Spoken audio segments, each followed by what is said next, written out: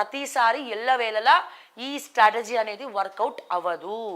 మీరు ప్రజలకు ఏం చేశారు, ఏం చేస్తున్నారు, ఏం చేయబోతున్నారు అనేదే చాలా ఇంపార్టెంట్.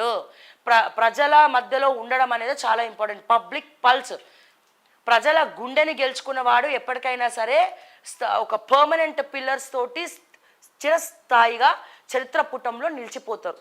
ఈ విషయం మాత్రం ఖచ్చితంగా ప్రతి ఒక్క రాజకీయ నాయకులు ముఖ్యంగా గుర్తుపెట్టుకోవాల్సినటువంటి అవసరం ఉన్నది.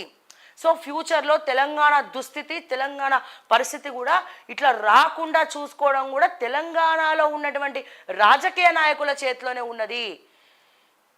నేను మళ్ళా చెప్తున్నా, ఇటువంటి పరిస్థితులు, ఇటువంటి స్థితిగతులు తెలంగాణలో రాకుండా ఉండాలి అంటే ఇక్కడ ఉన్నటువంటి తెలంగాణలో ఉన్నటువంటి రాజకీయ నాయకులు అప్రమత్తంగా ఉండాలి, తస్మాత్ జాగ్రత్తగా ఉండాలి. సో అవినీతి చేసినప్పుడు, ముఖ్యమంత్రి స్థానంలో ఉన్నప్పుడు కేజ్రీవాల్ జైలుకి వెళ్ళినప్పుడు రేవంత్ రెడ్డి ఎందుకు వెళ్ళకూడదు? 83 క్రిమినల్ కేసులు ఉన్నటువంటి రేవంత్ రెడ్డి గారు, 83 క్రిమినల్ కేసులు ఉన్నటువంటి రేవంత్ రెడ్డి చరిత్ర పుటంలో నిలిచిపోయిన ముఖ్యమంత్రి అయితే మరి రేవంత్ రెడ్డిని అరెస్ట్ చేయాలనుకుంటే కూడా చేయొచ్చు, ఏమో జరగచ్చేమో. ఎందుకు జరగచ్చు అంటే ఇష్టానుసారం అంటే రేవంత్ రెడ్డికి తెలిసి కొన్ని జరుగుతున్నాయి, రేవంత్ రెడ్డికి తెలియకుండానే ఎక్కువ చేస్తూ ఉన్నారు. కానీ ఇక్కడ వలలో ఫ్రంట్ లైన్లో చిక్కుకునేది మాత్రం ఎవరు చిక్కుకుంటారు? ఫ్రంట్ లైన్లో రేవంత్ రెడ్డే చిక్కుకోబోతున్నాడు. అది వాళ్ళ తమ్ముళ్ళ రూపంలో, వాళ్ళ తమ్ముళ్ళ అన్నదమ్ముల రూపంలో కావచ్చు, లేకపోతే సీఎంఓలో ఉన్నటువంటి వాళ్ళ రూపంలో కావచ్చు, ఇంకెవరి ద్వారానే కావచ్చు. రేవంత్ రెడ్డి చేసేది గోరంతా, ఆయన వెనకాల జరిగేది కొండంతా. సో ఈ కొండ మొత్తం ఆ గోరుని కూడా కప్పి పుచ్చేస్తుంది, అంటే మొత్తం కూడా కవర్ చేసేస్తుంది. సో నేను చెప్పేది అది. ఇక్కడ రేవంత్ రెడ్డి గారికి పరిపాలన పట్ల నేను చెప్పాలనా, ఒక విషయం చెప్తాను. నాకు బాధ కలిగించినటువంటి విషయం ఏంటంటే, ఎందుకంటే నేను కోర్స్ నాకు చంద్రబాబు నాయుడు గారు అంటే కూడా మంచి ఒక గౌరవం ఉన్నది, అట్లాగే జగన్మోహన్ రెడ్డి గారు అంటే కూడా బాగా గౌరవం ఉన్నది. గతంలో చాలాసార్లు జగన్ గారి గురించి కూడా మాట్లాడడం జరిగింది, ఆ రోడ్లు ఏంది, ఆంధ్రాలో అదేంది ఇదేంది అని చెప్పి. బట్ నేను నిన్న తండేల్ సినిమా చూసిన. ఈ తండేల్ సినిమాలో ఇది రియల్ స్టోరీ అని అందరికి కూడా తెలుసు. ఈ తండేల్ సినిమా గురించి మనం మాట్లాడాలంటే ఇక్కడ సుష్మా స్వరాజ్ గారు చాలా కీలక పాత్ర పోషించినారు. ఆవిడ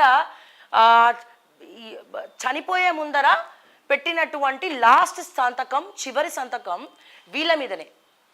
ఓకే, సో అట్లా సుష్మా స్వరాజ్ గారి గురించి ఈ సినిమాలో అత్యద్భుతంగా చూపించారు. నాకు చాలా సంతోషం అనిపించింది, ఎందుకంటే కొంతమంది ఆణిముత్యాలు ఉంటారండి.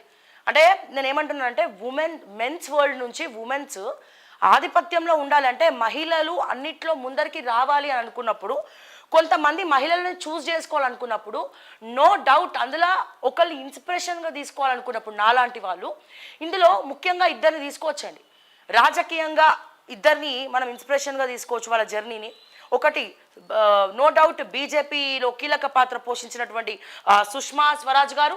సో ఒక రకంగా చెప్పాలంటే తన వల్ల కూడా తెలంగాణ సాధ్యమైంది. ఓకే, అండ్ ఇంకొకరి గురించి, ఇంకొక మహిళ గురించి మాట్లాడాలి అంటే జయలలిత గారు. అట్లా ఒక మహిళ తమిళనాడు మొత్తం కూడా అందరినీ కూడా అమ్మ అని పిలిపించుకోవడం అంటే అది మామూలు విషయం కాదు. సో ఇప్పటికి కూడా జయలలితని గుండెలో పెట్టుకొని ఇంట్లో ఫోటోలు పెట్టుకొని పూజిస్తున్నారు అంటే తను ఏ మేరకు ప్రజలలో ఉండి ఎంత న్యాయం చేసింది.